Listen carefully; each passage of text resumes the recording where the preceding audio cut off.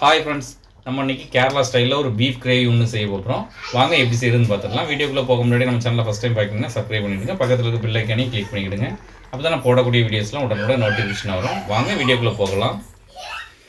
குக்கரில் நம்ம கழுவி வச்சுருக்க பீஃபை இதில் சேர்த்துக்கலாம்.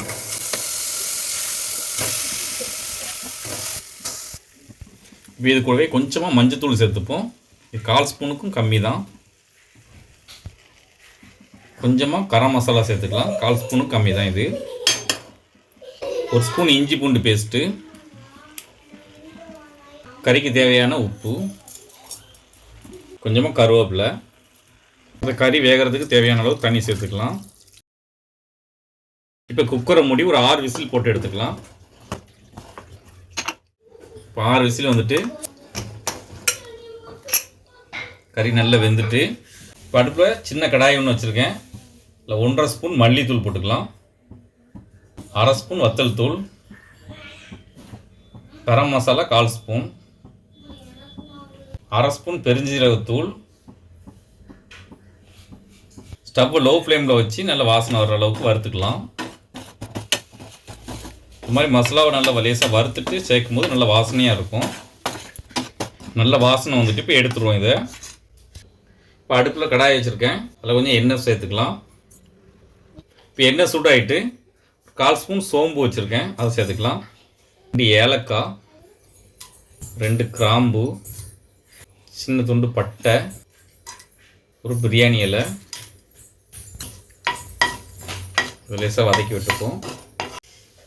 இது பொரிஞ்சிட்டு இதில் ஒரு 2 வெங்காயத்தை, பெரிய வெங்காயத்தை இப்படி சின்ன சின்னதாக வெட்டி வச்சுருக்கேன், அதை இதில் சேர்த்துப்போம். இல்லை சின்ன வெங்காயம் இருந்தால் சின்ன வெங்காயம் சேர்த்துடுங்க, நல்லா டேஸ்ட்டாக இருக்கும். இப்போ கொஞ்சமாக கருவேப்பிலையில் சேர்த்துக்கிறேன். இப்போ 1 ஸ்பூனுக்கு கொஞ்சம் கம்மியாக 3/4 ஸ்பூன் இஞ்சி பூண்டு பேஸ்ட் எடுத்துருக்கேன், அதையும் இதில் சேர்த்துப்போம். பச்சை வாசனை போகிற அளவுக்கு நல்லா வதக்கி விட்டுக்கலாம். இப்போ நான் ஒரு தக்காளியை இப்படி கட் பண்ணி வச்சுருக்கேன் பொடிசாக, அதை இதில் சேர்த்துருவோம். இதையும் நல்லா வதக்கி விட்டுருவோம். இந்தளவுக்கு வதக்கிட்டோம். நம்ம ஏற்கனவே வறுத்து வச்சுருக்கிற மசாலாவை இதில் சேர்த்துப்போம். நல்லா மிக்ஸ் பண்ணிக்கலாம். இந்தளவுக்கு நல்லா வதக்கிட்டோம். இப்போ இதில் பாதி அளவு மசாலாவை நம்ம எடுத்துக்கலாம். கொஞ்சம் இந்த மசாலாவை ஒரு மிக்ஸி ஜாரில் சேர்த்துப்போம்.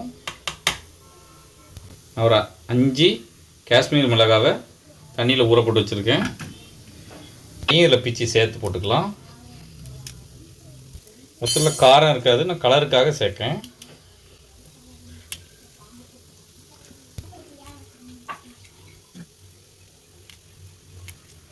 வத்தலை ஊற வச்ச தண்ணியை ஊற்றி நல்லா ஃபைனாக அரைச்சி இந்த அளவுக்கு நல்லா ஃபைனாக அரைச்சி எடுத்தோம்.